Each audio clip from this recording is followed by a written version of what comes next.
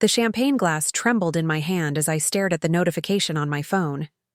Forbes magazine had just published their 30 under 30 list, and there I was, Alexandra Thompson, CEO of Next Gen Solutions, valued at $12 million. The irony wasn't lost on me that at this exact moment, 28 years old and standing in my penthouse overlooking downtown Austin, I was receiving a text from my brother Marcus. "Hey sis, remember those good old days when we used to make, 'You eat Buster's food?' You always were the dramatic one, acting like it was such a big deal. Anyway, heard through the grapevine you're doing okay for yourself now. Maybe it's time for a family reunion. Before we jump back in, tell us where you're tuning in from. And if this story touches you, make sure you're subscribed, because tomorrow I've saved something extra special for you." The audacity of that message hit me like a physical blow. Good old days.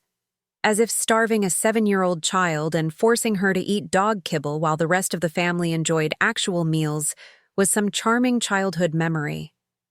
As if the systematic, psychological torture I endured for years was just harmless sibling rivalry. My hands shook as I screenshot the message, adding it to a folder I'd been building for months. Evidence, documentation, proof of what they'd done and how they remembered. It now that money was involved. The smell of wet dog food still makes my stomach turn, even now. It's a visceral reaction that takes me right back to that cramped kitchen on Maple Street in Millbrook, Ohio, where the linoleum was always sticky and the refrigerator hummed with a broken motor that my father David never bothered to fix. I was 7 years old the first time they made me eat from Buster's bowl, our German shepherd who was better fed and certainly better loved than I ever was. It started during what my mother Linda called one of Daddy's rough patches, though, looking back now with adult eyes and therapy sessions behind me, I realize my father's drinking and gambling problems weren't temporary setbacks, but permanent features of our household dysfunction. The rough patch excuse was just another way to normalize the abnormal, to make the unacceptable seem like something we all had to endure together. Except, we didn't all endure it equally. Marcus was 15 then, already showing signs of inheriting our father's cruel streak and our mother's talent for rationalization. Brittany was only 4, young enough to be mostly shielded from the worst of it, though not young enough to avoid learning that some family members mattered more than others. I occupied the middle space, old enough to understand what was happening, but too young to do anything about it, too small to fight back, too dependent to leave. The hierarchy in our house was clear. Dad ruled through intimidation and violence when he was drunk, which was most evenings. Mom maintained control through emotional manipulation and playing favorites. Marcus earned his position through cruelty and snitching. Brittany secured hers through cuteness and compliance. And me? I existed at the bottom, the family scapegoat, the one who somehow deserved whatever treatment I received. "Alex ate the last of the bread," Marcus announced one Tuesday evening, his voice carrying that particular satisfaction he got from getting me in trouble. It was a lie, of course. I'd been at school all day and had come home to find the kitchen already cleaned out of anything edible except Buster's Purina and whatever scraps might be hiding in the very back of the refrigerator. But truth wasn't the point. The point was that someone needed to be blamed for our empty pantry, and I was the obvious choice. Dad looked up from his Budweiser, his bloodshot eyes focusing on me with the kind of attention that made my stomach clench with fear. "That true, Alex? You been stealing food again?" Again. As if I made a habit of it. As if a 7-year-old could be guilty of stealing food from her own family's kitchen. But I'd learned not to protest. Learned that defending myself only made things worse. "No, sir," I whispered, my voice barely audible. "Don't lie to me," he said, standing up from his recliner with the deliberate slowness that meant trouble. "Marcus saw you. You calling your brother a liar?" The trap was perfect, designed by years of practice.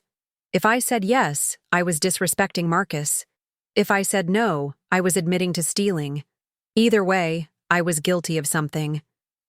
"I didn't eat the bread," I repeated, knowing it wouldn't matter. Mom emerged from the bedroom where she'd been watching her soap opera reruns, her expression already set in that particular combination of disappointment and resignation she wore whenever I was in trouble. Alexandra Thompson, we've talked about this. When money's tight, we all have to make sacrifices. Taking more than your share isn't fair to the rest of the family. The accusation hung in the air like smoke. I wanted to scream that I hadn't taken anything, that I'd been eating crackers from my school lunch all week because there was never anything at home, that the last time I'd had a real meal was 3 days ago when Mrs. Hayes next door had invited me over for dinner. But 7-year-olds don't have the vocabulary for injustice, don't understand concepts like gaslighting or scapegoating. They just know when something feels wrong, when the world seems tilted against them for reasons they can't comprehend. Since you want to eat so bad, Dad continued, his voice taking on that tone that made my skin crawl, and since you don't appreciate the food we work hard to put on this table, maybe you need to learn what real hunger feels like. He walked to the kitchen cabinet and pulled out Buster's food bowl, the metal clanging against the counter with a sound that would haunt my dreams for years to come. Our dog, sensing something was happening, trotted over hopefully, his tail wagging at the prospect of an unexpected meal. But this wasn't for him. David, maybe that's a little extreme, Mom said, but her protest was half-hearted, performative. She was already mentally preparing her rationalization, already constructing the narrative that would make this my fault somehow. Extreme? Dad's voice rose, and I saw Marcus grin in the corner of my vision. What's extreme is having an ungrateful kid who steals food from her own family. Maybe if she eats what the dog eats, she'll appreciate human food more. He opened the can of Purina with more violence than necessary, the sharp metal lid clattering, into the sink. The smell hit me immediately, that distinctive odor of processed meat and grain that made my empty stomach roil, even as it cramped with hunger. He scooped a generous portion into Buster's bowl and set it on the floor where we normally fed our dog. Preparing and narrating this story took us a lot of time, so if you are enjoying it, subscribe to our channel. It means a lot to us. Now back to the story. There's your dinner, he announced, and you'll eat every bit of it, or you won't eat at all. I stared at the bowl, my mind struggling to process what was being asked of me. Surely this was a joke, a scare tactic meant to teach me some kind of lesson. Surely no parent would actually force their child to eat dog food. Surely someone would intervene, would stop this madness before it went too far. But Marcus was laughing now, a sound devoid of any brotherly affection. Come on, Alex. We're all waiting. Don't make Dad angrier than he already is. Brittany, from her perch on Mom's lap, watched with the wide-eyed fascination that only a 4-year-old can muster. She didn't understand what was happening, but she could sense the tension, could feel the electricity in the air that preceded violence in our house. Mom's voice, when it came, carried that reasonable tone she used when she wanted to sound like the adult in the room. Alex, honey, your father's right. We can't have you taking food that doesn't belong to you. This will help you remember to ask permission next time. Next time. As if there would definitely be a next time, as if this behavior was expected to continue. As if I were some kind of feral animal that needed to be trained, rather than a child who needed to be fed. I looked around the room, searching for an ally, for someone who might recognize the insanity of what was happening. But Marcus was enjoying the show too much. Mom was committed to her supporting role, and Brittany was too young to understand. Dad's face had that flushed, determined look he got when he'd decided on a course of action and wouldn't be deterred. I'm waiting, he said, and there was a threat in his voice that I'd learned to recognize. The kind of threat that meant bruises. If I didn't comply, meant being locked in my room without any food at all, meant escalating punishments that would only make everything worse. So I knelt down on the kitchen floor, my knees pressing against the cold linoleum, and picked up a piece of the brown kibble with my small fingers. It was harder than I'd expected, with a texture like stale cereal but without any of the sweetness. I put it in my mouth and tried to chew, tried to swallow, tried to pretend this was normal. The taste was indescribable. Salty and artificial, with an underlying flavor of something that might have been meat once, but had been processed beyond recognition. My saliva seemed to disappear, leaving my mouth dry and scratchy. I gagged involuntarily, my body rejecting what I was trying to force down. All of it, Dad commanded when I paused. Every piece. So I continued, mechanically, numbly, while my family watched. Marcus offered commentary, suggesting I drink some water to wash it down, asking if I preferred the chicken or beef flavor. Mom made disapproving noises about my table manners, as if eating dog food from a bowl on the floor should somehow be done with more grace. Brittany lost interest and wandered off to play with her dolls. When I finally finished, my stomach churning. With the foreign substance, Dad nodded approvingly. See? Not so hard. Maybe next time you'll think twice before being greedy. I spent that night on the bathroom floor, violently sick, my small body rejecting the dog food while my mind tried to process what had happened. But even then, at 7 years old, some part of me understood that this wasn't about the bread Marcus claimed I'd stolen. This was about power, about establishing dominance, about creating a hierarchy where I would always be at the bottom. And it worked. For the next 3 years, until I was 10 and finally old enough to understand that what was happening in our house wasn't normal, the threat of eating dog food hung over every interaction. Got in trouble at school? Maybe I needed to remember my place. Complained about chores? Maybe I didn't appreciate how good I had it. Showed any sign of assertiveness or independence? Time for a reminder of who was really in charge. They never made me eat an entire bowl again, but they didn't need to. The threat was enough.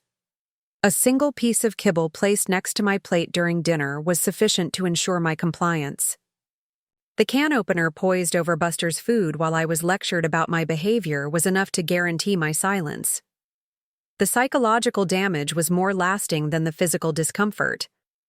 I learned to make myself small, to avoid attention, to anticipate everyone's needs so I might avoid their anger. I became hyper-vigilant about food, hoarding crackers from school lunch in my backpack, eating quickly when food was available because I never knew when it might be taken away again. Most devastatingly, I learned not to trust my own perceptions. When your family tells you that you deserve degrading treatment, when they convince you that your hunger is greed and your basic needs are unreasonable demands, you start to doubt everything. Was I really ungrateful? Was I actually taking more than my share? Did I somehow deserve this treatment? The isolation was perhaps the worst part. I couldn't tell teachers what was happening at home because I'd been taught that family business stayed within the family. I couldn't confide in friends because the shame was too overwhelming, and because part of me believed my parents' narrative that I was somehow at fault. I couldn't even trust my own memories because the version of events my family told was so different from what I remembered experiencing. Mrs. Hayes, our neighbor, was the only adult who seemed to notice something was wrong.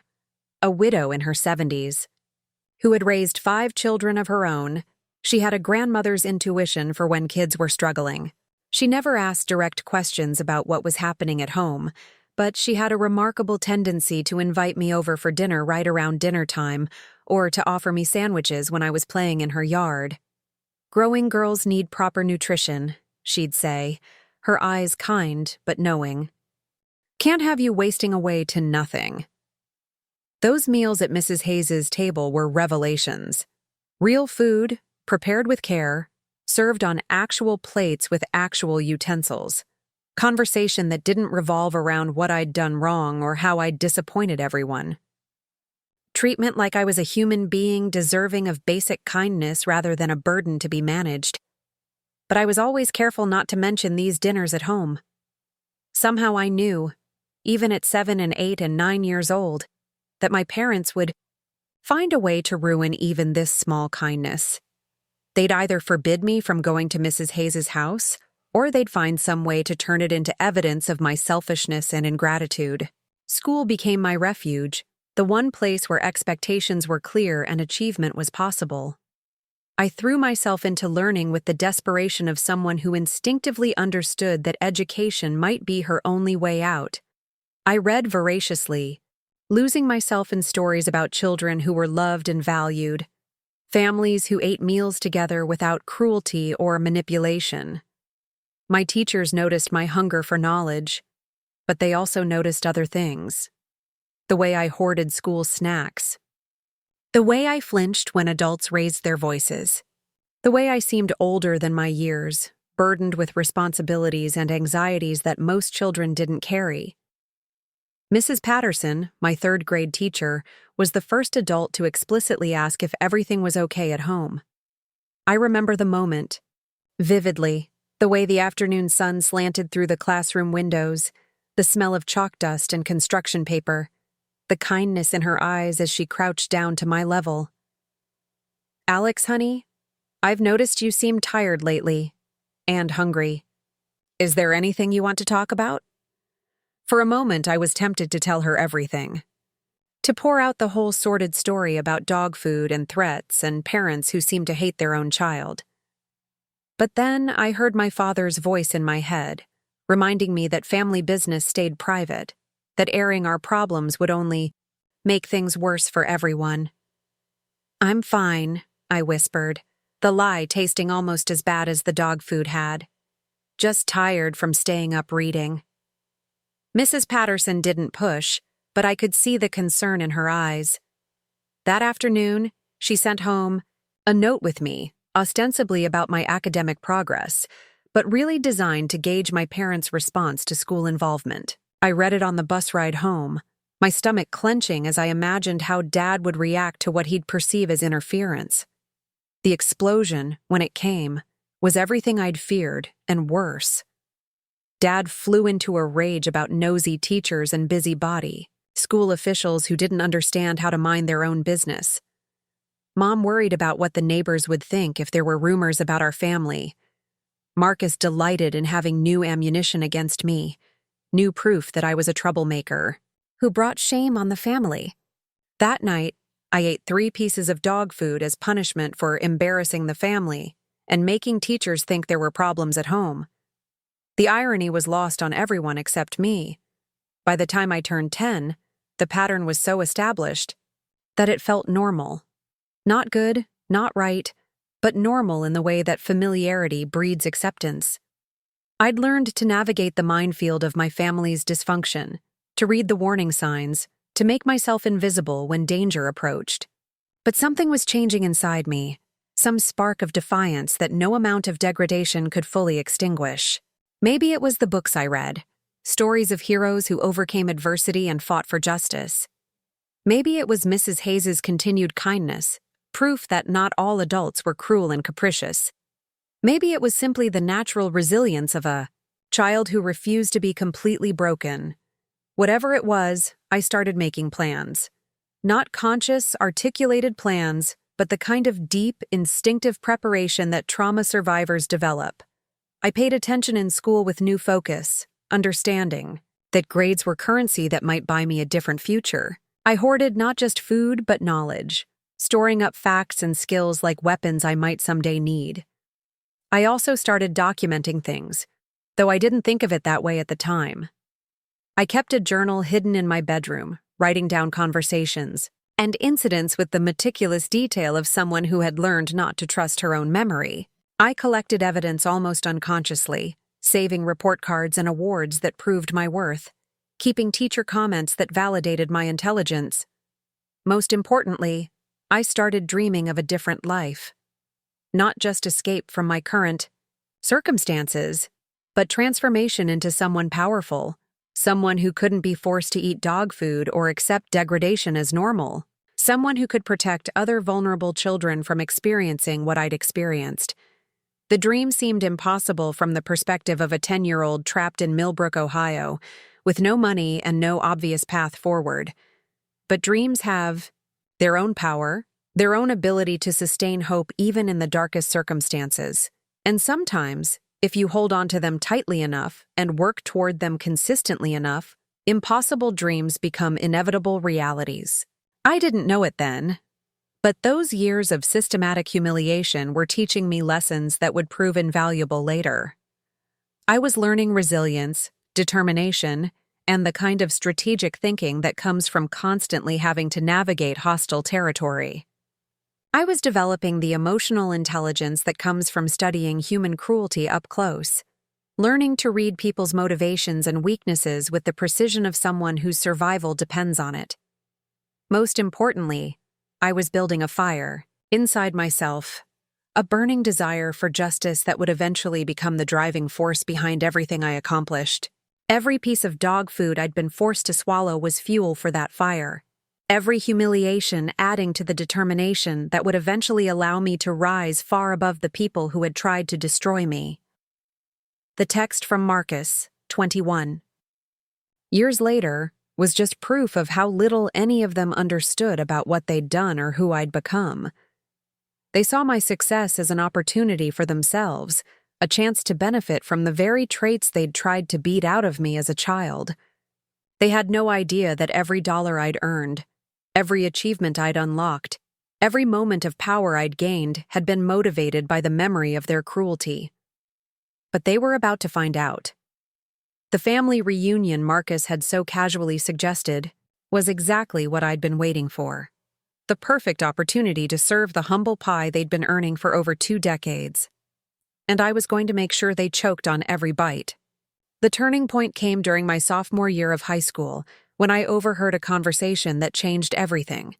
I was 14, still small for my age, but finally starting to develop the sharp mind that would become my greatest weapon. I'd been hiding in the school library after hours, volunteering to help Mrs. Chen reorganize the computer lab in exchange for access to the internet, when I accidentally stumbled upon a conversation between 2 guidance counselors that would reshape my understanding of my own future. "The Thompson girl is remarkable," Ms. Rodriguez was saying to Mr. Bennett as they sorted through student files. "Her standardized test scores are off the charts, especially in mathematics and logical reasoning. With grades like these, she could get a full scholarship to any university in the country." "Which Thompson?" Mr. Bennett asked, and I pressed closer to the supply closet where I'd been sorting outdated textbooks. "Alexandra, the quiet one. I've been watching her progress for 2 years now, and I've never seen natural aptitude like this. The girl is genuinely gifted, but I get the sense there are problems at home. She's always here early, stays late, never seems to want to go home. And have you noticed how she hoards food from the cafeteria?" My heart hammered against my ribs. Someone had noticed.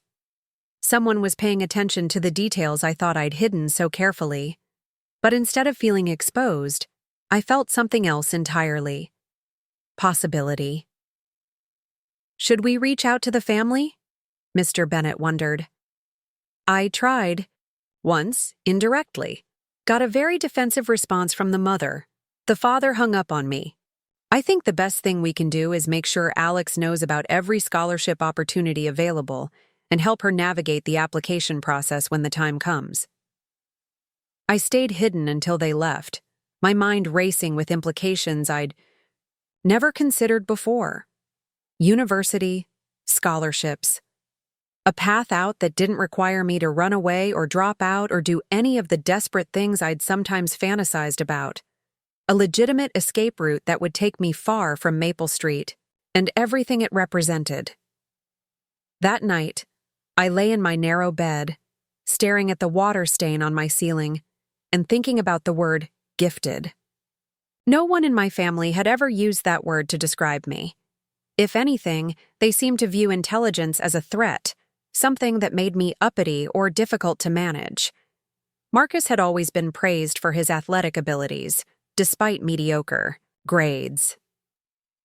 Brittany was celebrated for her social skills and popularity, but my academic achievements were either ignored entirely or treated as evidence of my selfishness.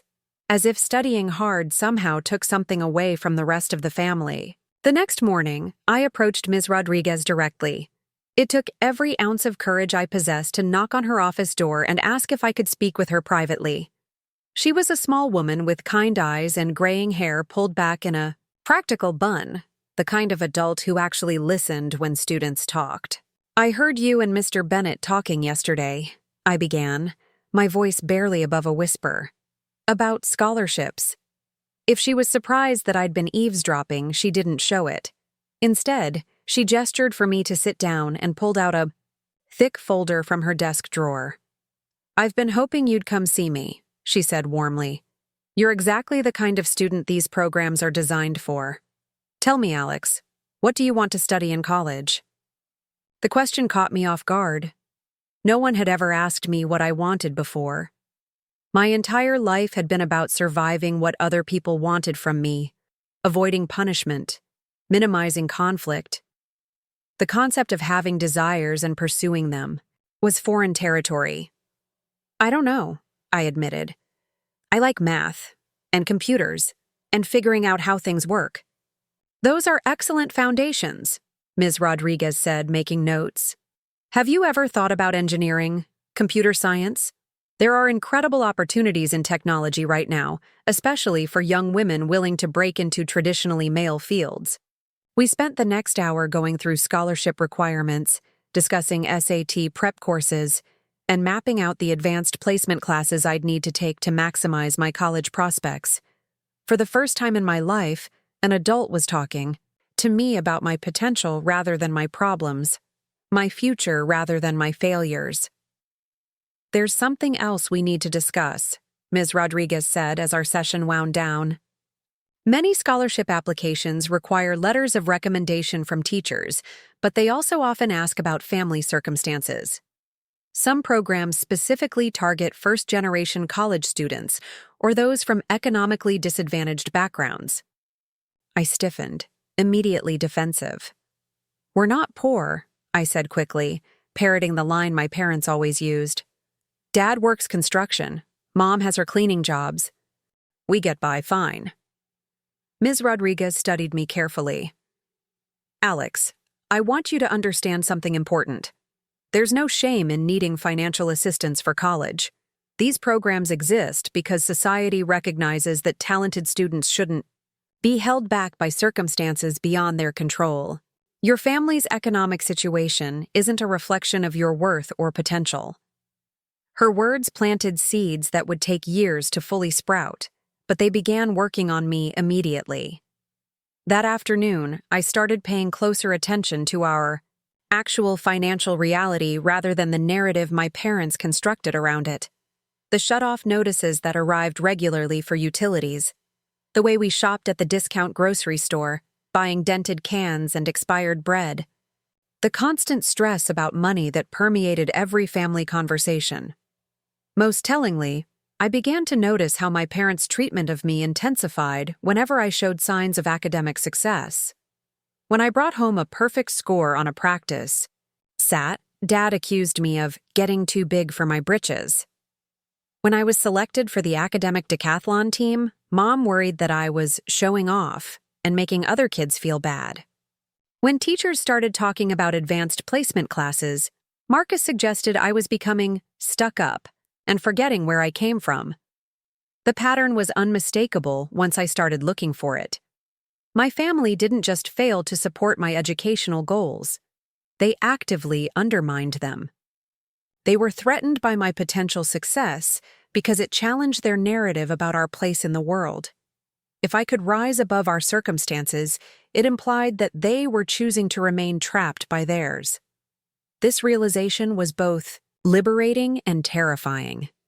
Liberating because it meant their treatment of me wasn't really about anything I'd done wrong. Terrifying because it meant they would fight against my efforts to build a better life, seeing my escape as a judgment of their choices. I decided to operate in secret. I threw myself into preparation for standardized tests, staying after school to use the library computers for practice exams. I researched universities with the strongest technology programs, learning about silicon, Valley and venture capital and startup culture with the dedication of someone studying for survival. I began to see my academic achievements not just as abstract accomplishments, but as concrete steps toward a future where no one could force me to eat dog food ever again. The summer before my junior year, I got my first real job working at Millbrook. Computing, a small computer repair shop downtown. The owner, Tom Martinez, was a recent college graduate who'd returned to his hometown to start his own business. He needed someone to help with data entry and basic repairs, and he was willing to train the right person. "You're that smart kid from the high school, right?" he asked during my interview. "Mrs. Chen recommended you, said you have a real aptitude for technology." The job paid minimum wage, but it was a revelation in ways that had nothing to do with money. For the first time, I was valued for my intelligence rather than punished for it. Tom taught me about hardware and software, about troubleshooting and customer service, about the business side of technology. He treated me like a colleague rather than a burden, asking for my opinions and actually listening to my suggestions. More importantly, working at Millbrook Computing exposed me to a world beyond my family's limitations. I met customers who were engineers, programmers, small business owners who use technology to solve problems and create opportunities. I saw firsthand how knowledge could translate into economic power, how the skills I was developing in school had real-world applications. I started keeping most of my earnings secret, telling my parents I made less than I actually did, and hiding the extra money in a bank account I opened without their knowledge. Every dollar represented freedom, independence, a step closer to the life I was planning for myself. At home, the dynamic grew increasingly tense as my confidence grew. I was still careful to avoid direct confrontation, but I no longer accepted every criticism as gospel truth. When Dad complained about my late nights studying, I calmly explained that I was working toward scholarships that would save the family money on college expenses. When Mom criticized my focus on academics as selfish, I pointed out that education was an investment in my future earning potential. These reasonable responses seemed to infuriate them more than my previous submissiveness had. They were losing their power to make me feel ashamed of my ambitions, and they didn't know how to respond to this new version of me.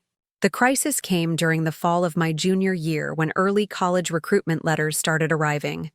Stanford, MIT, Carnegie Mellon, all expressing interest based on my PSAT scores and academic record. Instead of celebrating these achievements, my family treated them as personal attacks. "College is a waste of money," Dad announced at dinner one evening, waving a letter from UC Berkeley like it was contaminated. "Bunch of liberal professors filling kids' heads with nonsense. You'd be better off learning a trade, getting a real job." "Alex is going to leave here and forget all about her family," Mom added, her voice taking on that martyred tone she used when she wanted to make me feel guilty. "She'll get too good for people like us. Won't even visit once she's living in some big city." "Maybe she should just eat dog food again," Marcus suggested with a laugh. "Remind her where she really comes from." The comment was meant as a joke, but it landed like a slap. For years, no one had explicitly referenced those childhood punishments. They'd become unspoken history, something we all pretended hadn't really happened. Hearing Marcus casually joke about it, treating my humiliation as family comedy, triggered something primal in me. "That's not funny," I said quietly, my voice steady despite the rage building in my chest. "Oh, come on," Marcus continued, enjoying the attention. "You were so dramatic about it, acting like eating a little dog food was the end of the world. Kids, in other countries, eat way worse things." "You made me eat dog food," I repeated, louder this time. "You stood there and laughed while I ate from a bowl on the floor like an animal. That's not normal. That's not something families do to each other." The room fell silent. Dad's face flushed red, and I could see the familiar signs of an approaching explosion. But something had changed in me. The scared little girl who would have immediately backed down was gone, replaced by someone who understood her own worth. "Don't you dare," Dad started, his voice dangerously low. "Don't I dare what?" I interrupted. "Tell the truth? Talk about what actually happened in this house? You want to know why I'm so focused on college? Because I never want to be powerless again. I never want to depend on people who think it's acceptable to abuse a child." "Abuse?" Mom's voice pitched higher. "We never abused you. We disciplined you when you misbehaved. Maybe if you'd been more grateful, more respectful, things would have been different."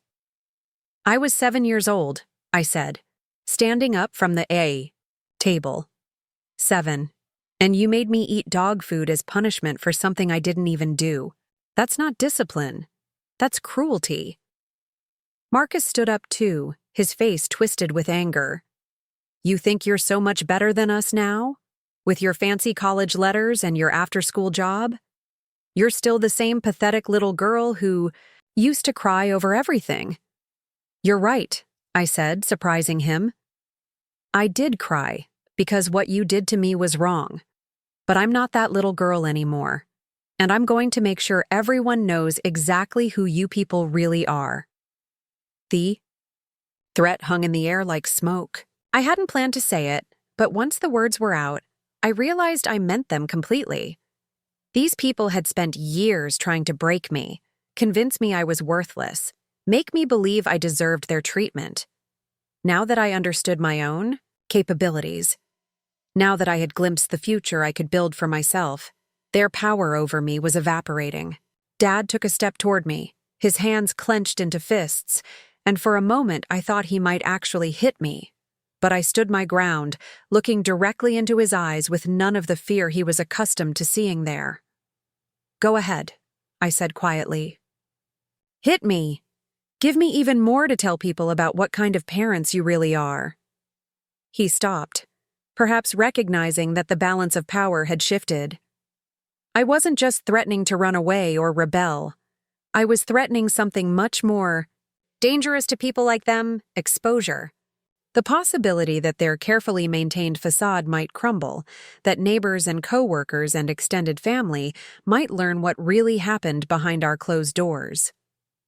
That night, I called Ms. Rodriguez from the phone at Millbrook Computing and told her I needed help accelerating my college timeline. I couldn't wait until senior year to escape. I needed to get out as soon as possible, before the situation at home escalated beyond what I could handle. "There are early admission programs," she said after I'd explained my circumstances in carefully neutral terms. "And some universities have bridge programs for exceptionally gifted students. Let me make some calls." Within 2 weeks, she'd arranged for me to take the SAT early and apply for a special scholarship program at University of Michigan that would allow me to start college the following fall, a full year ahead of schedule. The program was designed for students from challenging backgrounds who showed exceptional promise in mathematics and science. I threw myself into the application process with desperate intensity. Essays about overcoming adversity, letters of recommendation from teachers who'd watched me flourish despite difficult circumstances, transcripts that showed steady improvement as I'd gained confidence in my abilities. I was honest about my family's financial situation without revealing the full extent of their dysfunction, professional in my presentation while allowing hints of the hunger that drove me. The acceptance letter arrived in March, along with a full scholarship that would cover tuition, room, board, and expenses. I was 17 years old, and I'd just received my ticket out of hell. I didn't tell my family immediately. Instead, I spent 2 weeks planning my departure, arranging for summer employment in Ann Arbor, figuring out transportation, preparing for the inevitable confrontation. When I finally sat them down to share the news, I was ready for their reaction. "You're making a mistake," Dad said flatly. "College will fill your head with ideas that don't apply to real life. You'll waste 4 years and end up right back here, except now you'll have debt and an attitude." "It's a full scholarship," I explained patiently. "I won't have any debt. and the program includes internship placement with technology companies. I'll be earning money while I learn." "What about your family?" Mom demanded. "What about helping us? Taking care of us when we get older? This is just selfishness, plain and simple." "When have any of you ever taken care of me?" I asked quietly. "When have any of you supported my goals or celebrated my achievements or treated me like I mattered?" The question silenced them because they had no good answer. We all knew the truth, even if they weren't willing to admit it. Marcus tried a different approach. "You know you'll never fit in with those rich college kids, right? They'll take one look at you and know you don't belong. You'll be miserable." "Maybe," I agreed. "But I'd rather be miserable pursuing my own dreams than miserable living someone else's limitations." I left Millbrook 3 days after graduation, taking only what I could fit in 2 suitcases and the money I'd saved from my job. Mrs. Hayes saw me loading my car and came over to say goodbye, pressing a small wrapped package into my hands. "I always knew you were special," she said, her eyes bright with tears. "I just wish I could have done more to help while you were growing up." Inside the package was a framed photo of me at age 8, taken in her backyard during one of our impromptu dinners. I was smiling genuinely, my face bright with the kind of joy I'd rarely felt at home. On the back, she'd written, "Remember the girl who survived. She's the one who will thrive." As I drove away from Maple Street for what I hoped would be the last time, I felt a mixture of relief and determination that I'd never experienced before. The scared little girl who'd eaten dog food from a bowl was still part of me, but she was no longer the dominant part. She was the foundation, the fuel, the reminder of why I could never allow myself to be powerless again. University of Michigan was everything I'd hoped and more. For the first time in my life, I was surrounded by people who valued intelligence, who celebrated achievement, who treated academic excellence as something to be proud of rather than ashamed of. My professors saw potential in me that my family had spent years trying to diminish. My classmates came from all kinds of backgrounds, but they shared my hunger for knowledge and success. I majored in computer science with a minor in business, understanding that technical skills alone wouldn't be enough to build the kind of power I wanted. I needed to understand how to create value, how to build organizations, how to turn intelligence into influence and wealth. I studied not just programming languages, but also entrepreneurship, venture capital, market dynamics.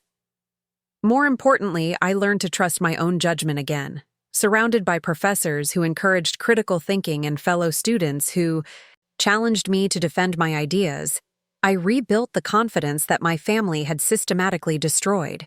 I discovered that my natural aptitude for mathematics and logical reasoning was actually exceptional, that the qualities my family had punished were exactly the ones that would make me successful in technology.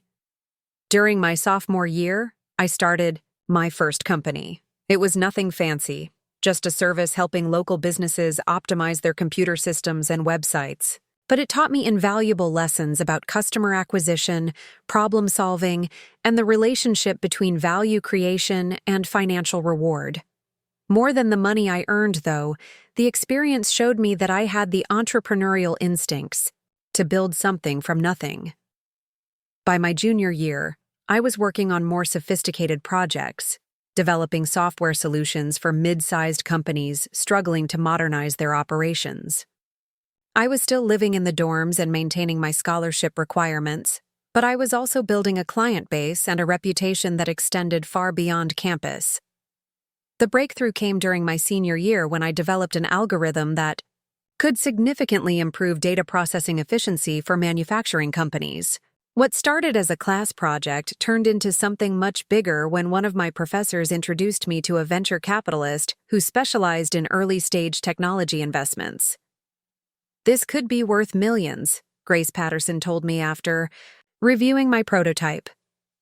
Grace had graduated from Michigan 5 years earlier and was now working for a Silicon Valley investment firm. She'd agreed to mentor me as part of the university's alumni program. But our relationship had evolved into something much more substantial. Millions? I repeated, hardly able to process the concept. I was 21 years old and still thinking, in terms of thousands. Alex, you've solved a real problem that affects hundreds of companies. This isn't just clever programming. This is genuine innovation with massive market potential. Grace became my business partner, helping me navigate the complex world of venture capital, intellectual property, and startup development. Together, we founded Next Gen Solutions, with me as the technical founder and CEO, and Grace handling the business development and investor relations. The early days were brutal.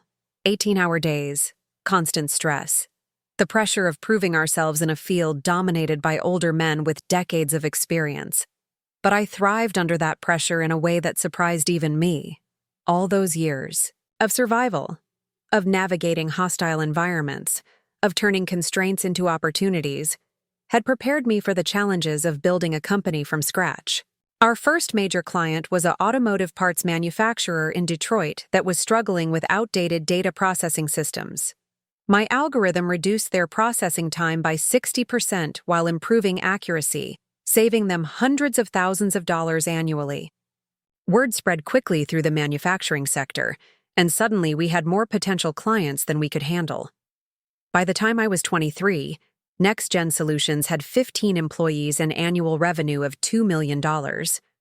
By 25, we'd expanded into artificial intelligence and machine learning, developing predictive analytics tools that helped companies optimize everything from inventory management to quality control. The company was valued at $30 million, and my personal net worth had crossed the seven-figure threshold. But the real transformation wasn't financial. It was psychological. Every successful project, every satisfied client, every dollar earned was proof that I was worth something. The girl who'd been forced to eat dog food had become a woman who could command six-figure speaking fees and attract investment from the most prestigious venture capital firms in the country. The irony wasn't lost on me that the very qualities my family had tried to suppress — intelligence, ambition, refusal to accept limitations — were exactly what had made me successful. They'd tried to break me down, convince me I was worthless, keep me trapped in their small world of petty cruelties and manufactured limitations. Instead, they'd forged me into someone harder, smarter, and more determined than I ever would have been without their abuse. I'd built myself into everything they'd told me I could never become. And now, finally, it was time for them to understand the true cost of what they'd done to that scared little girl all those years ago.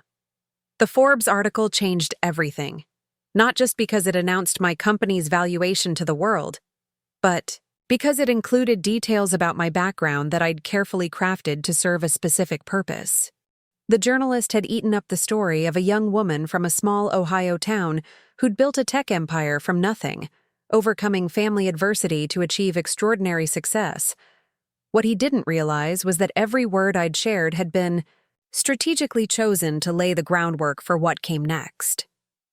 Within hours of the article's publication, my phone was buzzing with messages from family members I hadn't heard from in years.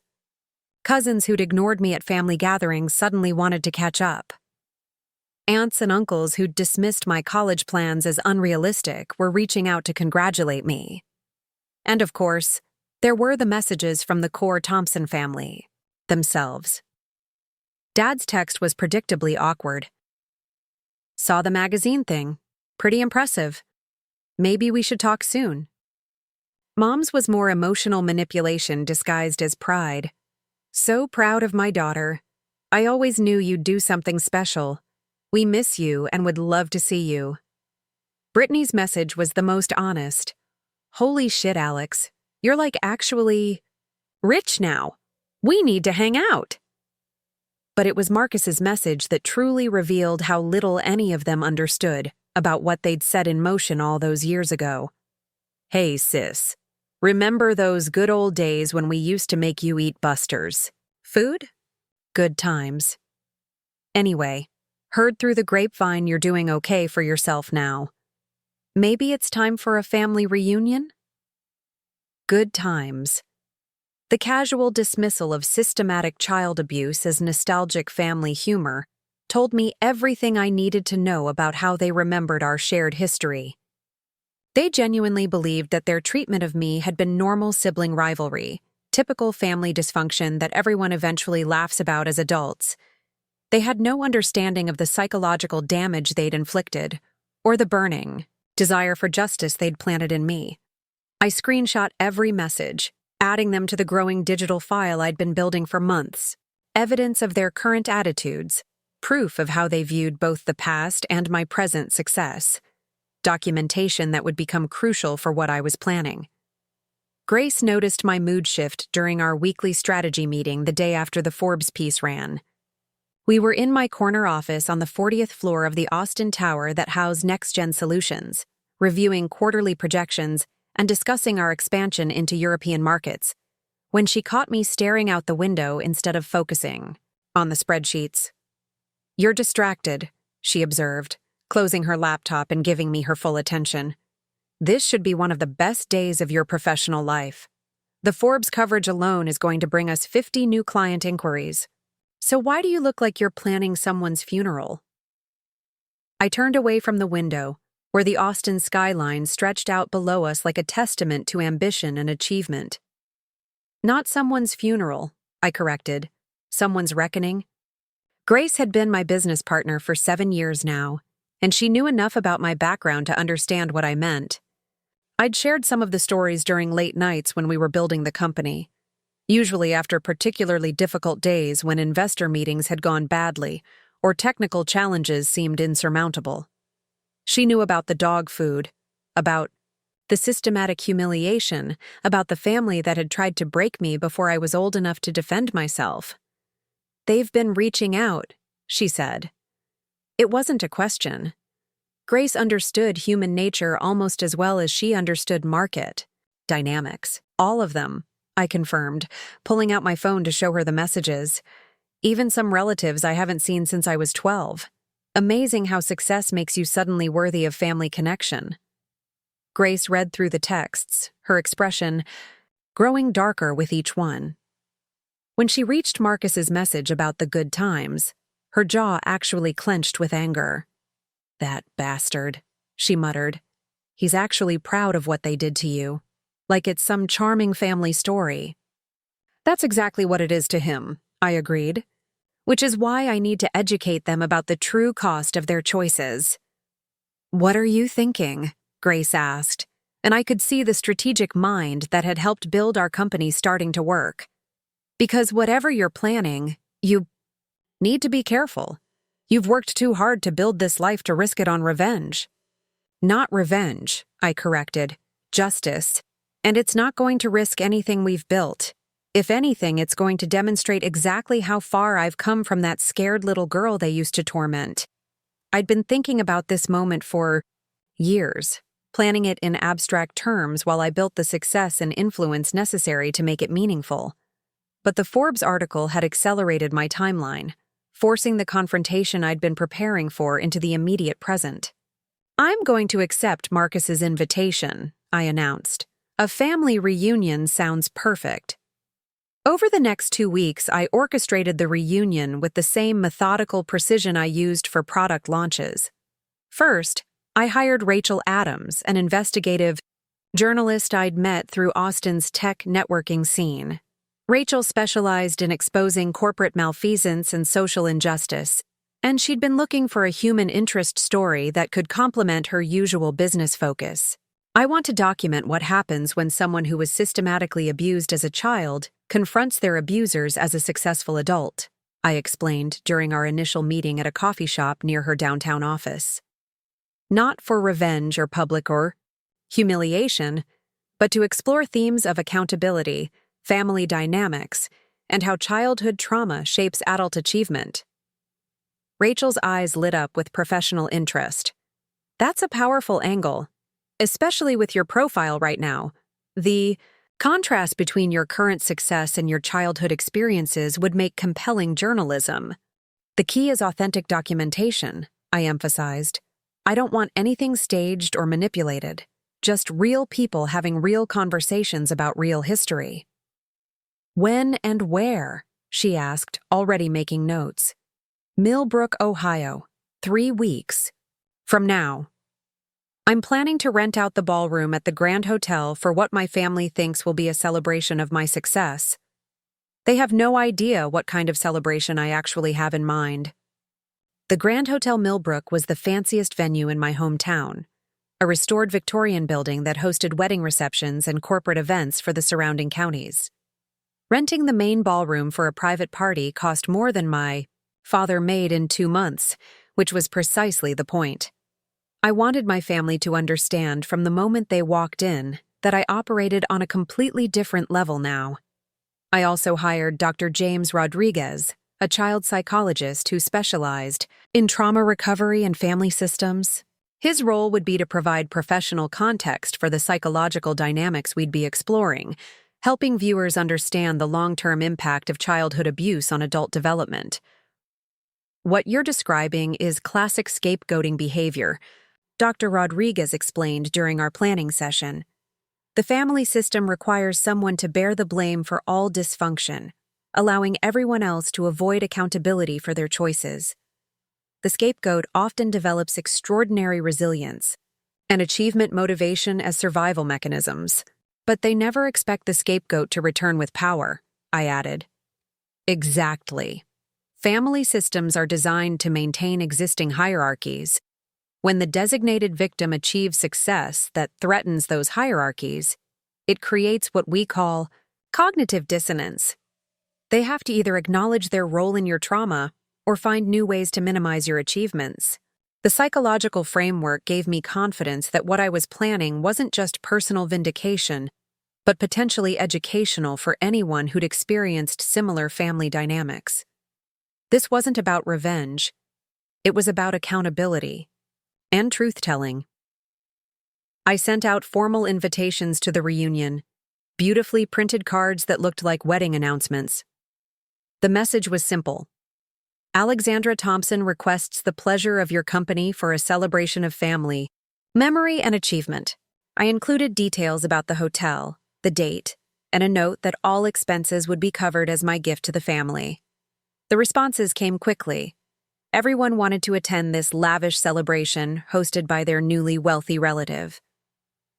Dad called to ask if he could bring some of his work buddies to show off his successful daughter. Mom wanted to know if she could invite the neighbors who'd watched me grow up. Marcus suggested we make it a weekend event so people could travel from out of town. Their enthusiasm was both predictable and nauseating. These same people who'd spent years telling me I was worthless, ungrateful, and destined for failure were now eager to bask in the reflected glory of my achievements. They wanted to claim credit for my success without acknowledging their role in the suffering that had motivated it. 2 days before the reunion, I drove back to Millbrook for the first time in 5 years. The town looked smaller than I remembered, shabbier around the edges in the way that Rust Belt communities often do when the economic base shifts away from manufacturing.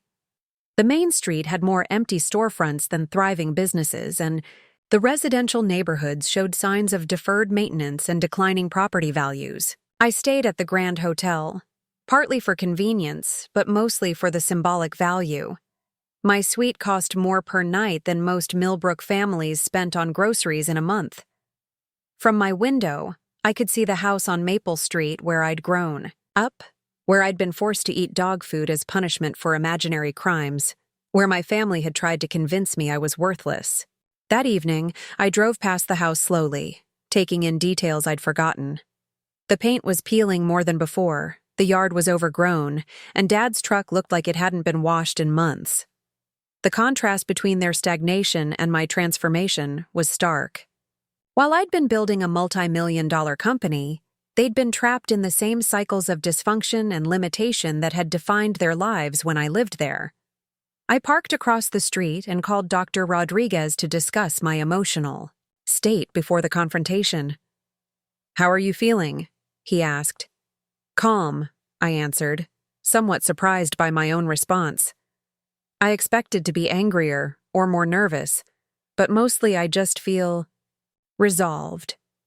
Like this is something that needs to happen for me to fully close this chapter of my life. That's a healthy response, he assured me. You've processed the trauma, built a successful life, and now you're ready to address the source of that trauma from a position of strength. The fact that you're not seeking revenge but rather accountability suggests you've done the psychological work necessary to handle this constructively. The night before the reunion, I met with Rachel to review the technical setup. She'd arranged for discrete cameras throughout the ballroom, positioned to capture natural conversation without being obvious or intrusive.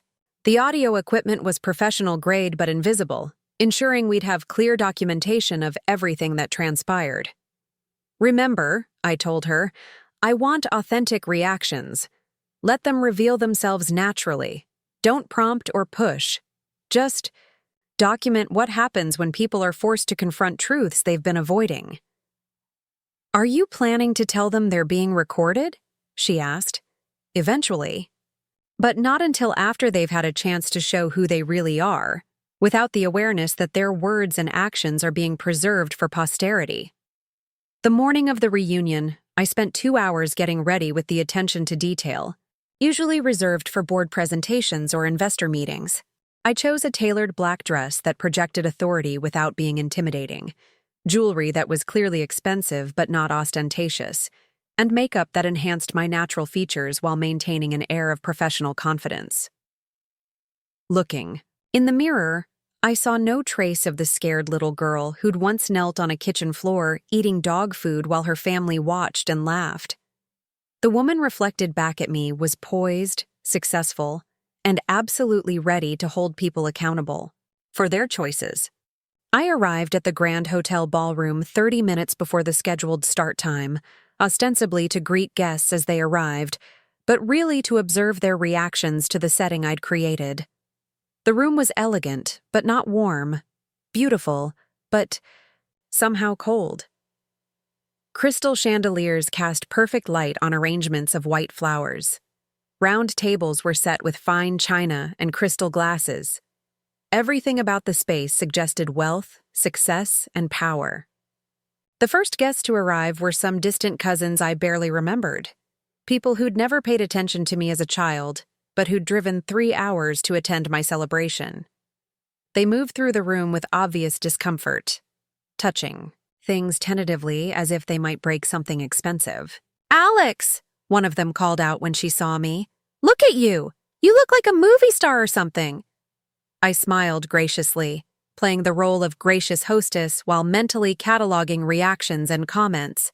These people weren't my primary targets, but their presence would serve as witnesses to what unfolded with my immediate family. Mom and Dad arrived together, both clearly uncomfortable in clothes they'd obviously bought specifically for this event. Dad wore a ill-fitting suit that made him look like he was attending a funeral, while Mom had chosen a dress that tried too hard to look expensive, but succeeded only in looking desperate. "Honey!" Mom exclaimed, rushing over to embrace me with the kind of theatrical affection she'd never shown when I actually lived under her roof. "I'm so proud of you. Look at this place. It's like a fairy tale." Dad hung back, shaking hands with relatives and clearly enjoying the attention he was receiving as the father of the successful daughter. I watched him accept congratulations and compliments with the same self-satisfaction he might have shown if he'd actually contributed to my achievements rather than actively trying to prevent them. Brittany arrived fashionably late, wearing a cocktail dress that was slightly too tight and significantly too short for the occasion. At 25, she'd developed into an attractive woman, but there was something desperate about her presentation, as if she was trying too hard to compete with my success through physical appearance rather than achievement. "Alex!" she squealed, throwing her arms around me with genuine enthusiasm. "This is so amazing. I can't believe my sister is like famous now." Her excitement seemed authentic, which was both refreshing and sad. Brittany had been young enough during my childhood to avoid participating in the worst of the abuse, but she'd also been too young to intervene or understand what was happening. In many ways, she was as much a victim of our family's dysfunction as I was, just in different ways. Marcus was the last to arrive, and his entrance was everything I'd expected. He strutted into the ballroom wearing an expensive-looking suit that I suspected he'd borrowed or rented, his chest puffed out with the arrogance of someone who believed he deserved credit for my success. He worked the room like a politician, shaking hands and accepting praise for being the brother of such an accomplished woman. When he finally approached me, his smile was wide and entirely lacking in self-awareness. "There she is," he announced, loudly enough for everyone to hear. "My brilliant little sister, I always knew you'd make something of yourself." The lie was so audacious, so completely contradicted by our actual history, that for a moment I was speechless. This was the same person who'd suggested I eat dog food again just the week before, who'd spent years tormenting me and undermining my confidence, who'd actively worked to sabotage my academic efforts. Now he was claiming credit for my achievements, as if he'd been my biggest supporter all along. "Did you?" I asked quietly, my voice carrying just enough edge to suggest that his statement might be open to challenge. "Of course," he insisted, apparently missing the warning in my tone. "Remember how I used to toughen you up when we were kids? All that character building? Looks like it worked out pretty well." Character building, toughening up, the euphemisms rolled off his tongue with practiced ease, revealing how he'd rewritten our history to cast himself as a mentor rather than a tormentor. This was exactly the kind of self-serving revision I'd expected, and it was being delivered in front of a room full of witnesses. "I do remember," I said, loud enough for nearby conversations to pause and people to turn their attention to us. "I remember a lot of things from our childhood. Maybe we should share some of those memories with everyone here tonight." For the first time, Marcus looked uncertain. Something in my tone suggested that this conversation might not go the direction he'd anticipated. "Well," he said, his laugh sounding forced, "maybe we should save the embarrassing stories for later. Don't want to scare off your fancy friends." "Oh, I don't think anyone here would be scared," I replied smoothly. "After all, we're family. Family members shouldn't have secrets from each other, should they?" The room had grown quieter now, with more people tuning into our exchange. I could see Rachel positioned discreetly near the bar, her equipment capturing every word and facial expression. Dr. Rodriguez was seated at a corner table, observing the group dynamics with professional interest. "In fact," I continued, moving to the center of the room where everyone could see and hear me clearly, "I think this is the perfect time to share some family memories. After all, that's what reunions are for, isn't it? Remembering where we came from and how we got to where we are today." I raised my crystal champagne glass, and conversations throughout the room gradually died as people realized I was about to make a speech. Family members gathered closer, expecting the kind of gracious thank you that successful people typically deliver at such events. They had no idea what I was actually about to give them.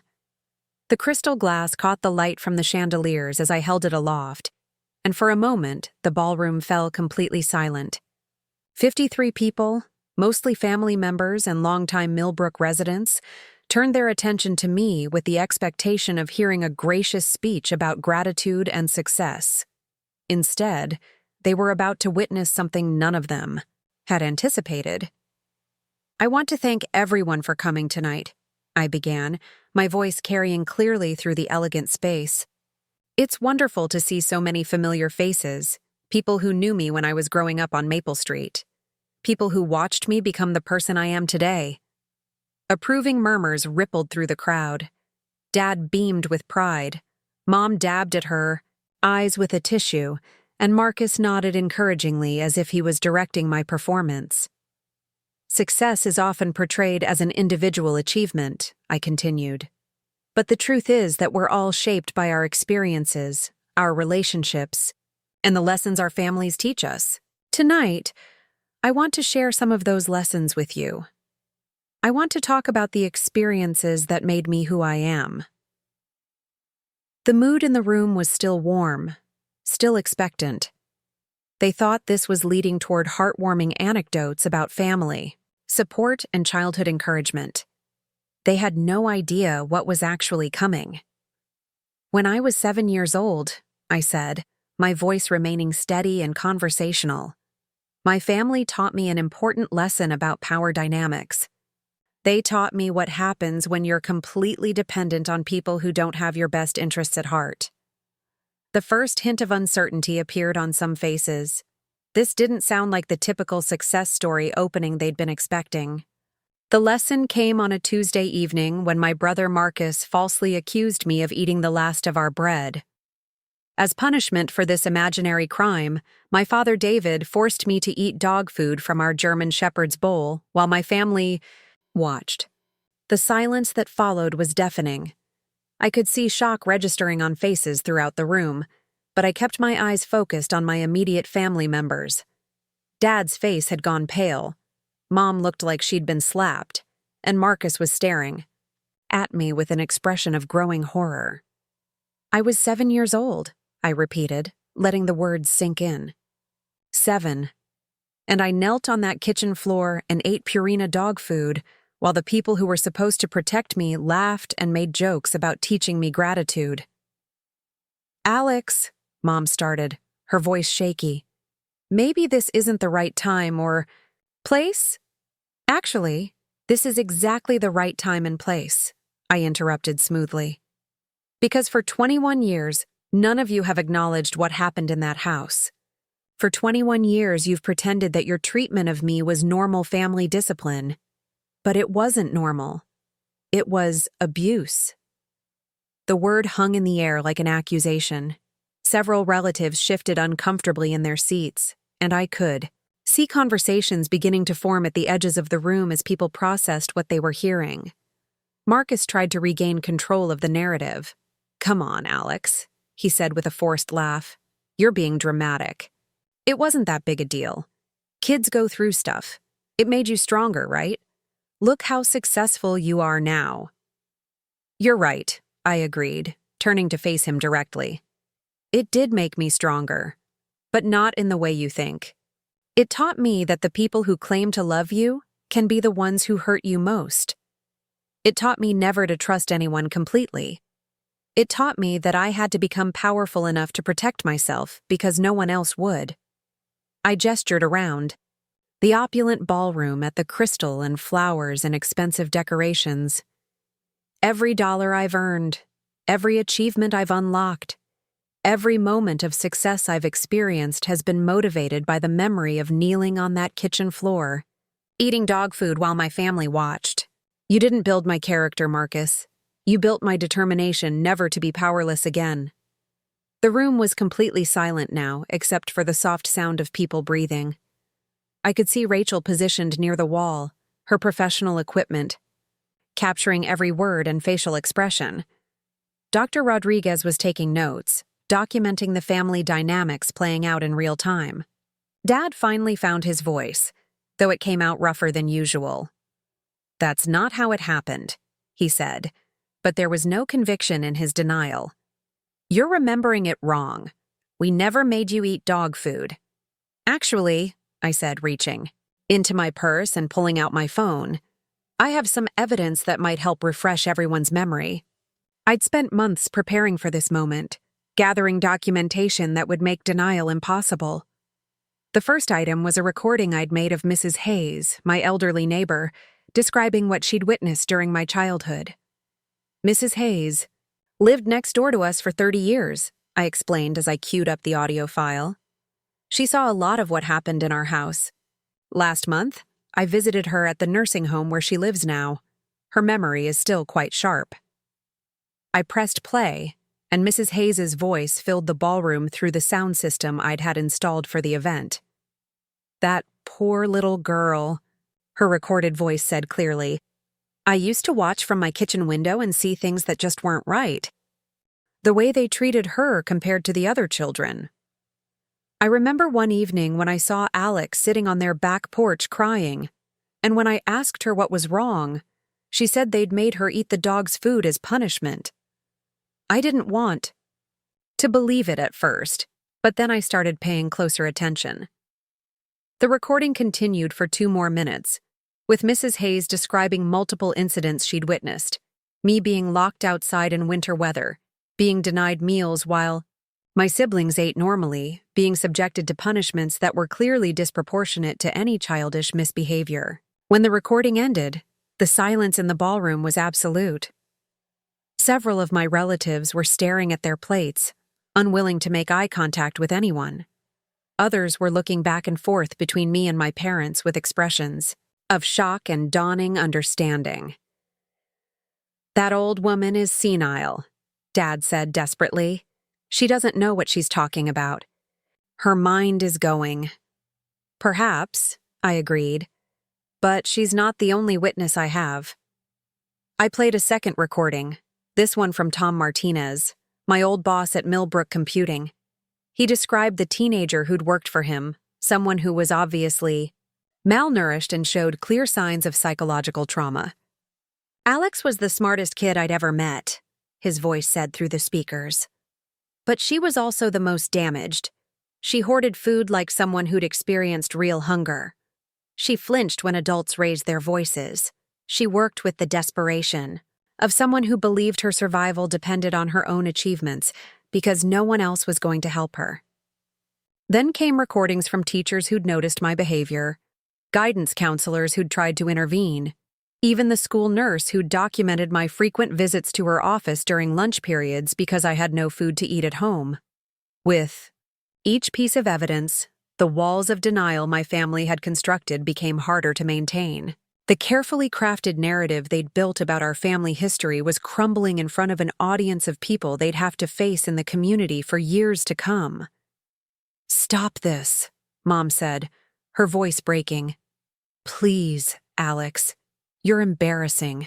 The whole family. People don't need to hear about private family matters." "Private family matters," I repeated. "Like the way you stood in that kitchen and told me I deserved to eat dog food because I was ungrateful? Like the way you convinced me that I was the problem, that I somehow brought this treatment on myself?" I turned to address the room again, my voice growing stronger as I spoke. "The most insidious part of childhood abuse isn't the immediate harm.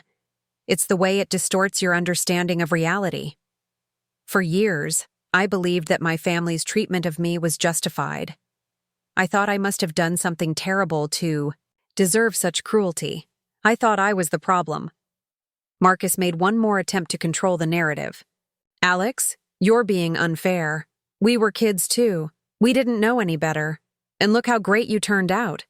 Maybe it wasn't so bad after all." The casual dismissal of systematic abuse as character building pushed me past the point of measured restraint.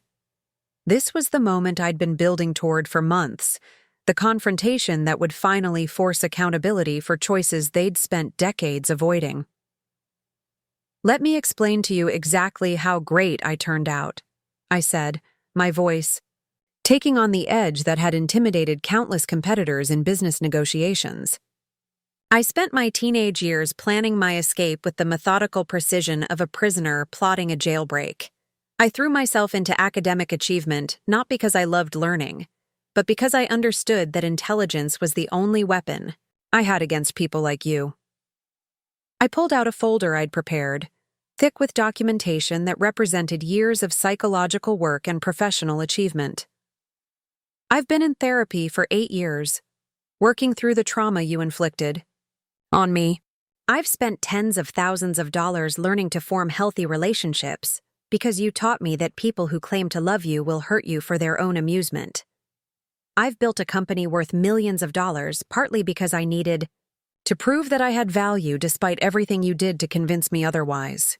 The folder contained psychological evaluations, therapy records with patient information redacted, and professional assessments that documented the long-term impact of childhood trauma on adult development.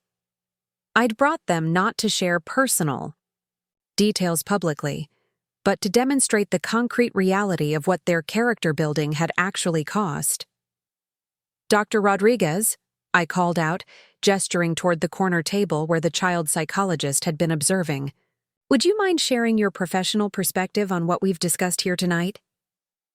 Dr. Rodriguez stood and moved to the front of the room with the authority of someone accustomed to expert testimony. His presence transformed the gathering, from a family drama into something more serious, more clinical. What Ms. Thompson has described represents a clear pattern of psychological abuse, he said, his voice carrying professional gravitas. Forcing a child to eat pet food as punishment is a form of humiliation that can cause lasting psychological damage. The systematic scapegoating she's described, where one child is consistently blamed for family problems and subjected to disproportionate punishment, is a recognized form of emotional abuse that often produces adults with complex trauma responses. He gestured toward me with professional respect. The fact that Ms. Thompson has achieved such remarkable success, despite this background, is testament to her extraordinary resilience, but it doesn't minimize the harm that was done or excuse the behavior that caused it. The clinical terminology made denial even more difficult. This wasn't just a family disagreement about childhood memories. This was documented abuse being labeled as such by a qualified professional in front of witnesses. Furthermore, Dr. Rodriguez continued, the family's current response to having their behavior exposed, minimizing the harm and blaming the victim for being dramatic, is consistent with abusive family systems that refuse to acknowledge wrongdoing, even when confronted with evidence. Dad lurched to his feet, his face flushed with anger and embarrassment. I don't have to listen to this, he announced. I'm not going to sit here and be called an abuser by some stranger who doesn't know anything about our family. You're right, I said calmly. You don't have to listen. You can leave anytime you want. But before you do, I want you to understand something important. I moved closer to him, close enough that he could see the complete absence of fear in my eyes. The little girl who had once cowered before his anger was gone, replaced by a woman who commanded rooms full of investors and negotiated multi-million-dollar deals. I'm not that powerless 7-year-old anymore, I said quietly. I'm worth $12 million. I employ 43 people. I have influence in technology circles that extend far beyond anything you can imagine. And I have spent years documenting exactly what happened in that house on Maple Street. I gestured toward Rachel, who had been capturing everything with professional video equipment. Tonight's conversation is being recorded by a journalist who specializes in exposing systematic abuse. The story of my childhood and my family's response to being confronted with their behavior will be published in 3 national magazines over the next 2 months.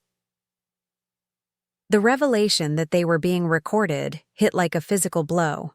Marcus actually staggered backward, his face going white as he realized the implications. Mom began crying. Not with remorse, but with the self-pity of someone whose carefully maintained facade was crumbling in public. You had no right, she sobbed. You had no right to record us without permission. This is our private family business. Actually, Rachel interjected, speaking for the first time since the confrontation began, Ohio is a one-party consent state for recording.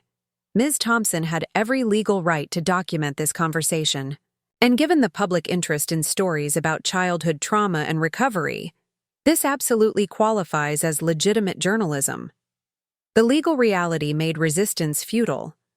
They couldn't stop the recordings from being used, couldn't prevent the story from being published, couldn't control the narrative they'd spent decades carefully constructing. What do you want from us? Brittany asked, her voice small and confused. She was the only family member who seemed genuinely shaken by the revelations rather than just angry about being exposed. It was the question I'd been waiting for, the one that would allow me to deliver the final component of my carefully planned confrontation. I want acknowledgement, I said, addressing not just Brittany but the entire room. I want you to stop pretending that what happened to me was normal, or acceptable or character building.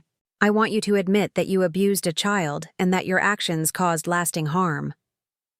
I pulled out one final document, a statement I'd prepared that outlined specific acknowledgments and commitments I expected from each family member.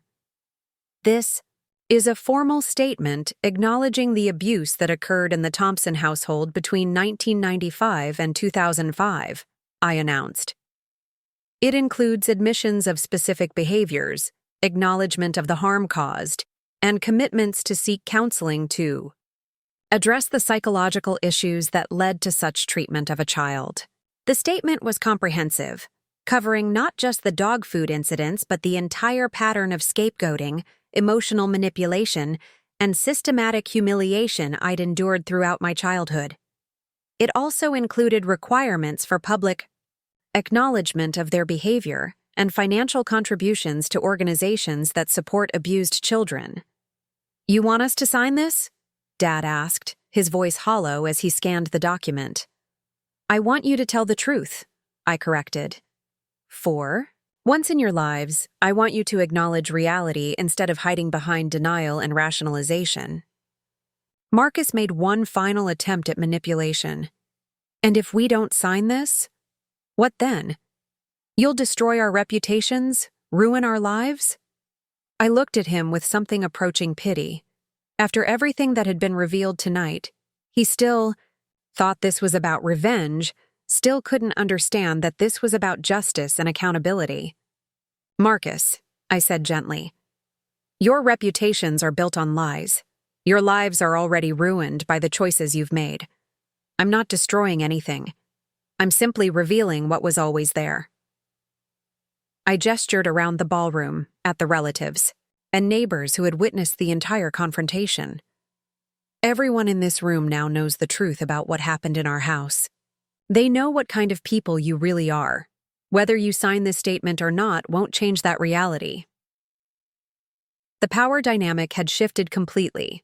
For the first time in our relationship, I held all the cards while they had nothing left to bargain with except their dignity, and even that was largely gone.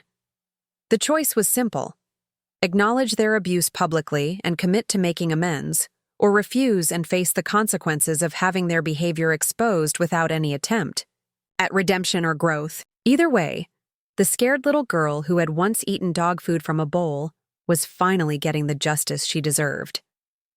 The silence stretched for what felt like hours, but was probably only minutes. 53 people sat frozen in their elegant chairs, watching my family grapple with a choice that would define the rest of their lives. The crystal chandeliers cast the same perfect light they had all evening, but the atmosphere in the ballroom had transformed completely. What had begun as a celebration had become a reckoning. Dad was the first to crack. His hands shook as he reached for the statement, his face gray with the realization that his carefully constructed image as a respectable working man was disintegrating in front of his community. He read through the document slowly, his lips moving slightly as he processed each admission of guilt, each requirement for accountability. "If I sign this," he said finally, his voice barely audible, "what guarantee do I have that you won't use it to destroy me anyway?" "You don't have any guarantees," I replied honestly. "Just like I didn't have any guarantees when I was 7 years old and depending on you for basic human dignity. The difference is that I'm offering you a choice. You never gave me one." Mom reached over and took the statement from Dad's trembling hands. As she read, tears streamed down her face, smearing the makeup she'd applied so carefully for what she'd thought would be a triumphant evening celebrating her successful daughter. "This makes us look like monsters," she whispered. "No," I corrected. "This makes you look like what you are.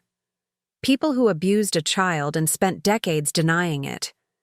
The only question now is whether you're also people who can acknowledge their mistakes and try to make amends." Brittany surprised everyone by speaking first. "I'll sign it," she said, her voice clear despite the tears in her eyes. "I was too young to stop what was happening, but I was old enough to know it was wrong. I should have said something. I should have protected you." She stood up and walked to where I was standing, taking the pen from my hand with steady fingers.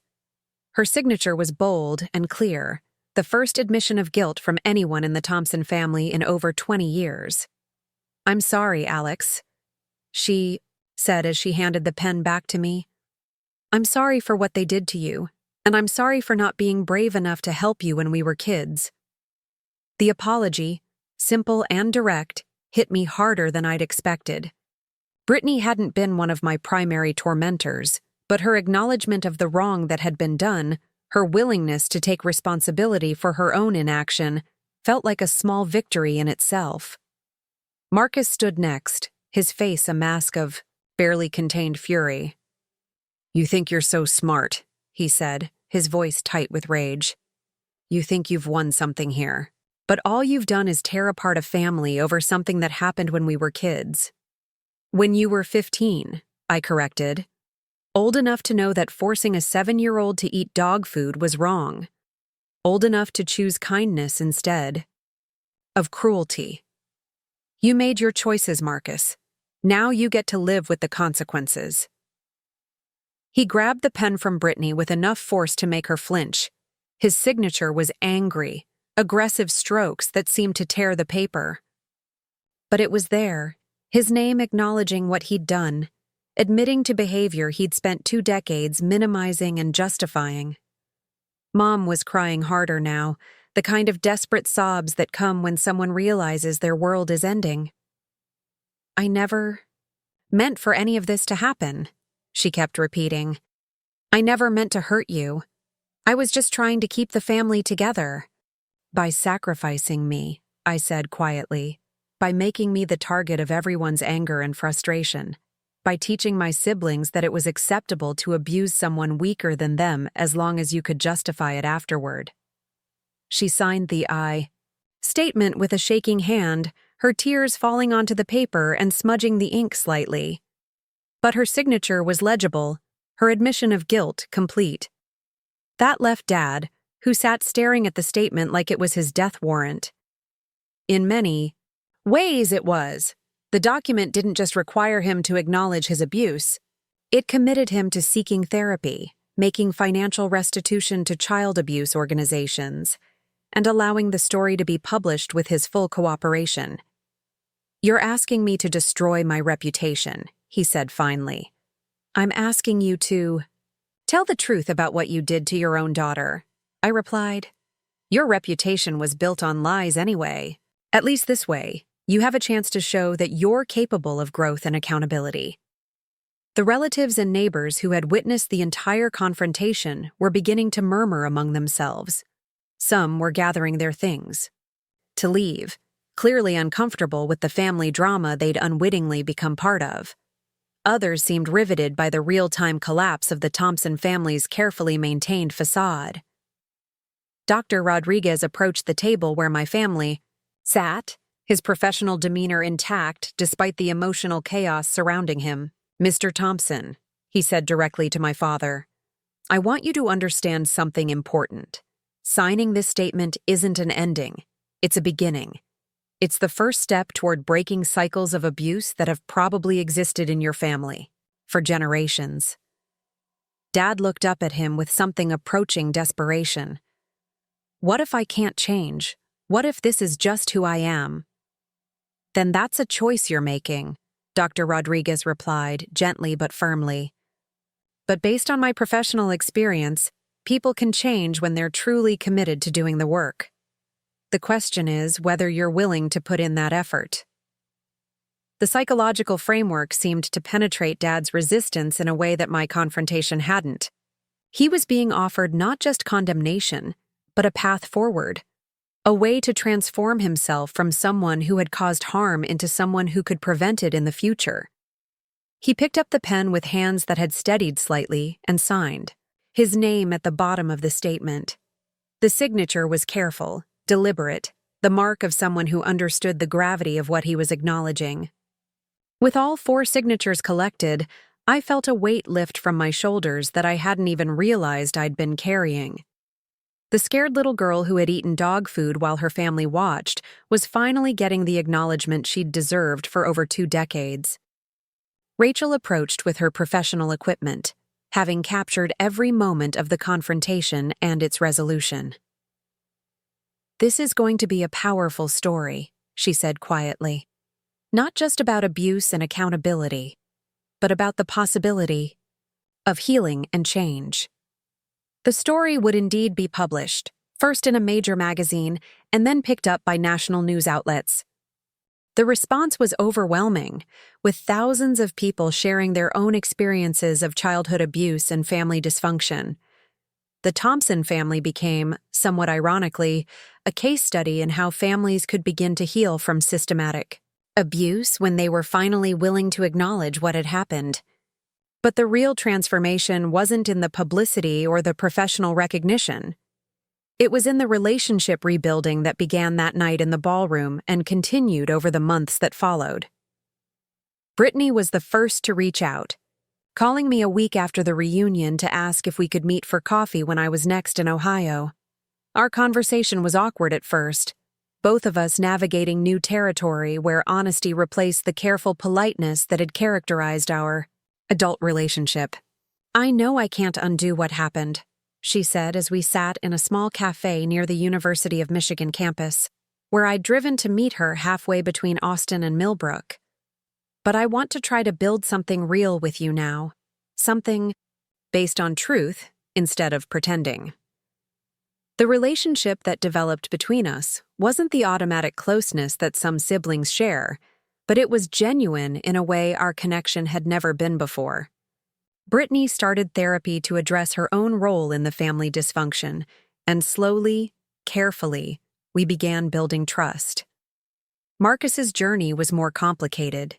He signed the statement and followed through on its requirements, entering counseling, and making financial contributions to child abuse prevention organizations. But his resentment toward me remained palpable for months, surfacing in passive-aggressive comments and subtle attempts to undermine the narrative we'd established. It took almost a year of therapy before he was able to really acknowledge, the harm he'd caused. When he finally called to offer a genuine apology, his voice was different, stripped of the arrogance and defensiveness that had characterized our adult interactions.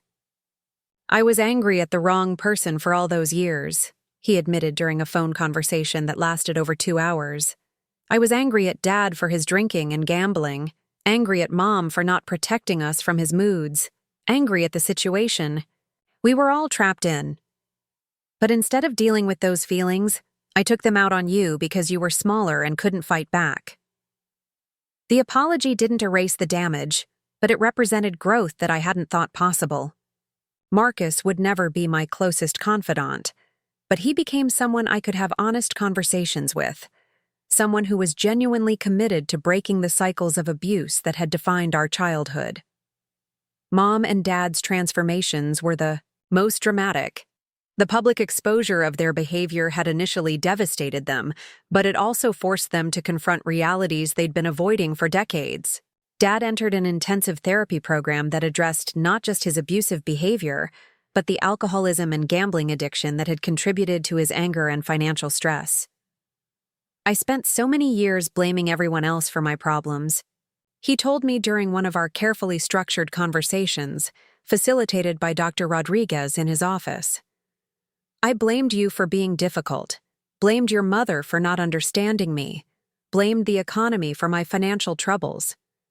I never looked at my own choices and how they were affecting everyone around me."